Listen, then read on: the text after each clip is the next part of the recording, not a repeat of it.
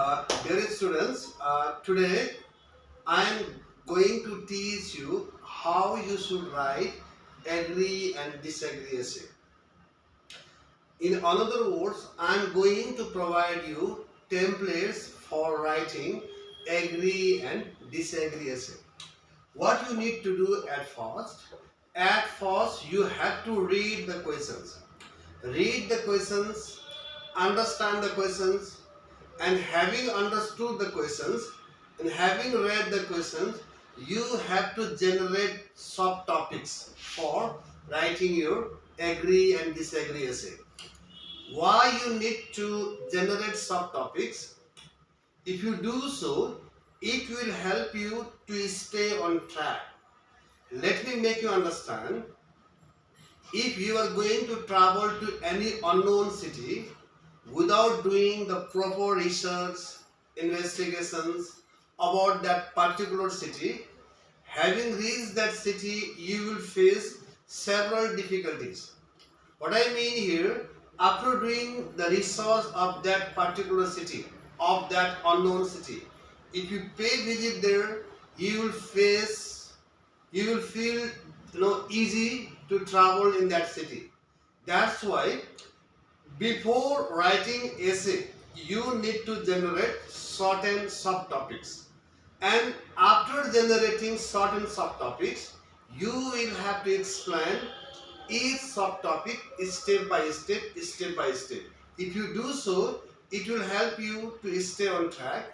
If you do so, it will help you to generate ideas very effectively, very nicely.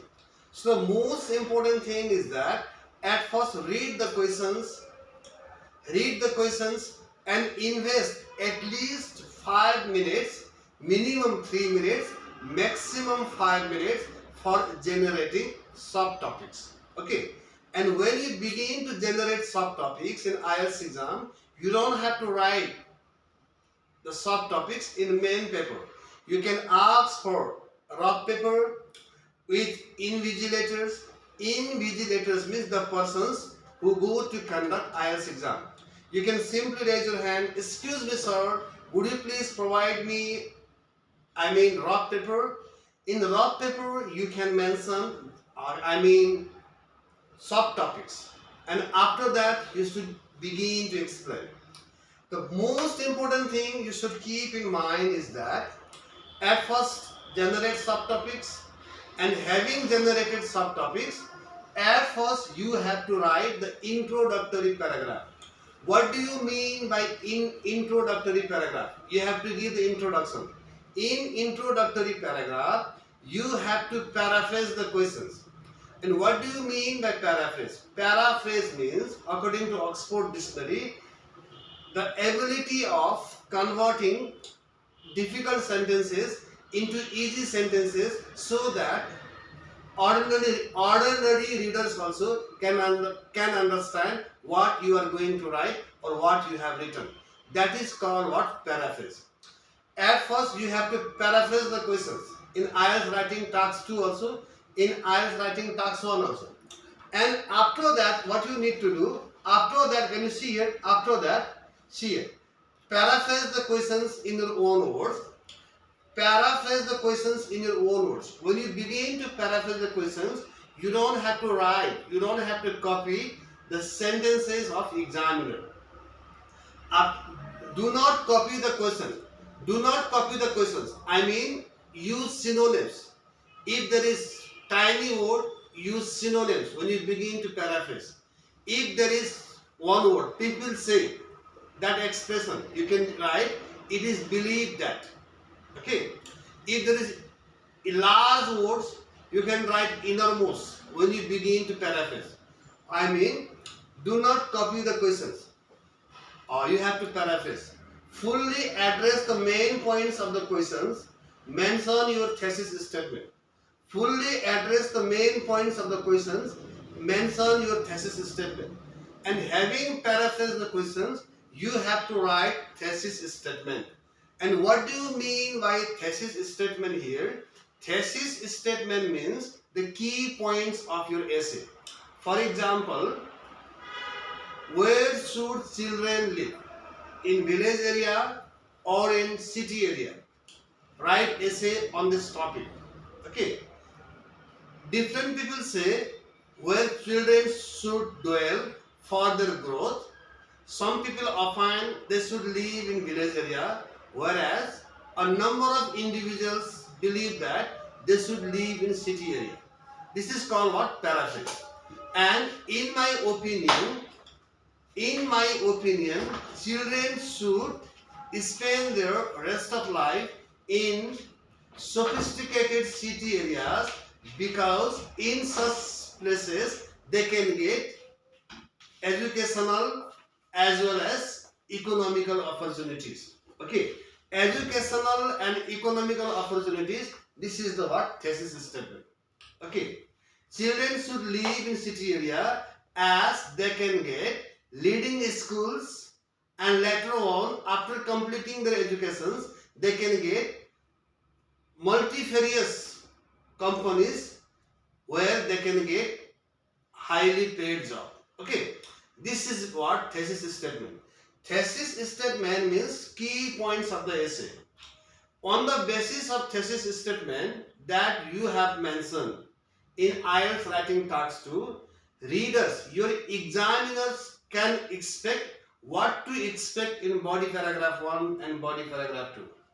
What I mean here, if you know how to write thesis statement very well, you will be able to write body paragraph 1 and body paragraph 2.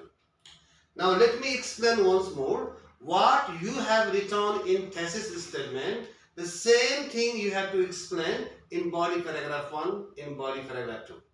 Let me give you once the same example. Where should children live? In village area or in city area? Okay. So in thesis statement you should write, in my opinion, city area is a better place for children because they can get leading schools, well-equipped hospitals and various kinds of entertainment centers. Okay, this is thesis statement. In body paragraph 1, you have to explain the facilities, that educational facilities that children can get in school. City area is better for children because they can get reputed schools where they can receive sound and modern education. Additionally, this place is better for them because whenever they become ill, okay, their parents can admit them in physically well-equipped hospitals where they can get well-experienced physicians. Okay, understood? In second paragraph, you have to talk about what? Social opportunities. City area can be innumerable times better than village area because after completing their educations, children of course need job. And it is obvious fact that it will be easier to find well-paid jobs, especially in cities areas, since elite companies, big offices, and factories are available in city area. Okay, this is how you have to write.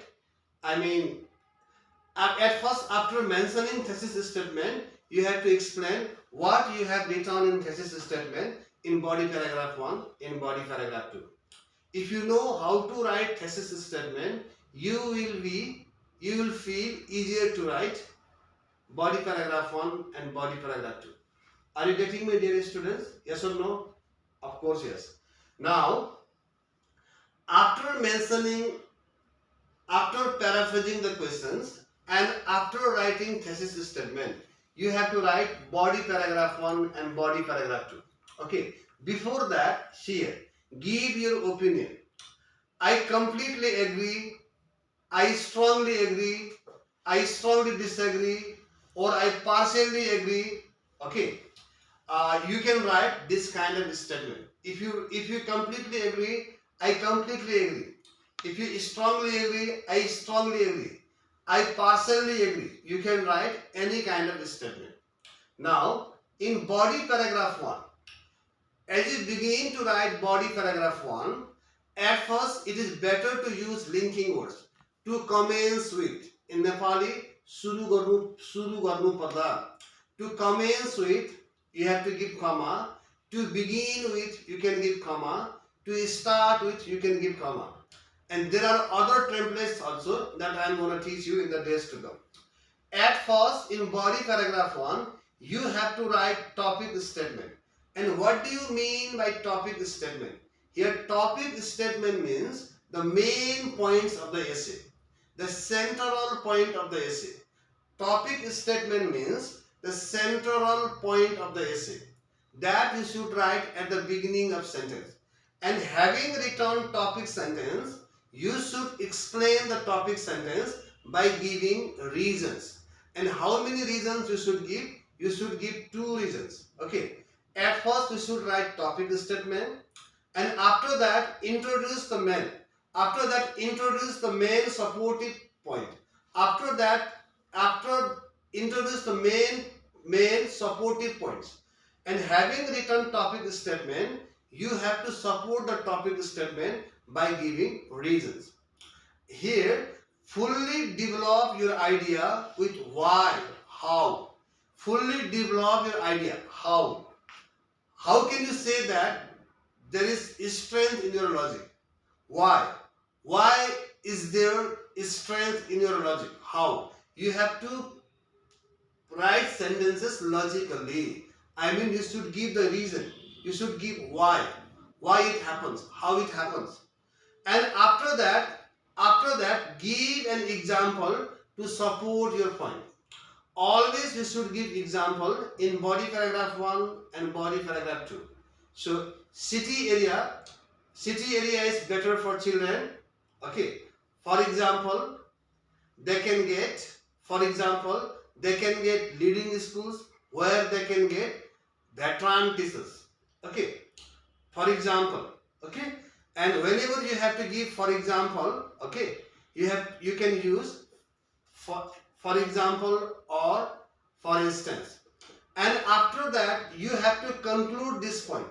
And in order to conclude the points, you can use linking words such as a result, as a consequence, consequently.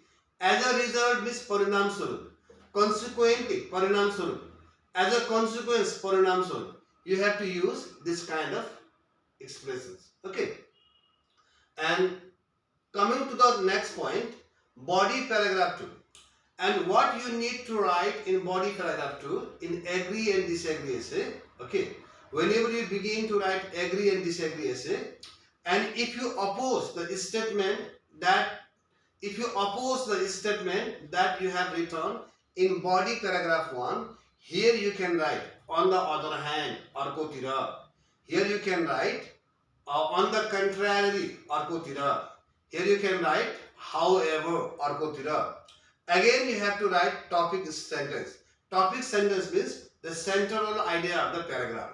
And after that, what you have to do, you have to support the topic statement by giving reasons. And after that, again you have to write logical sentences.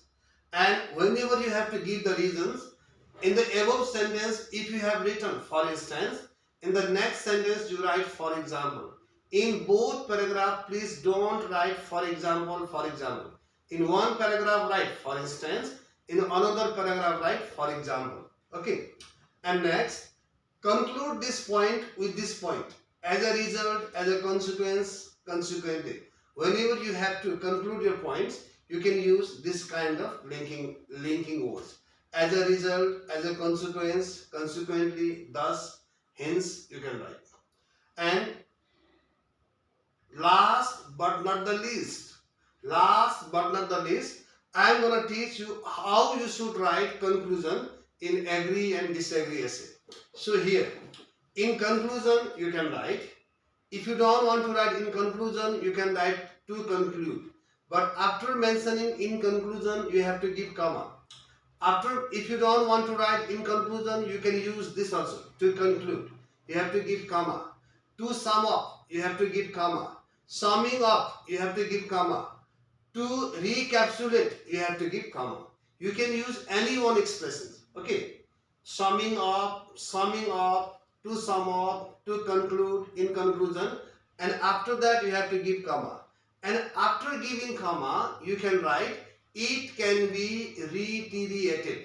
Reiterated means यस्तो फेरि भन्न सकिन्छ. It can be said again.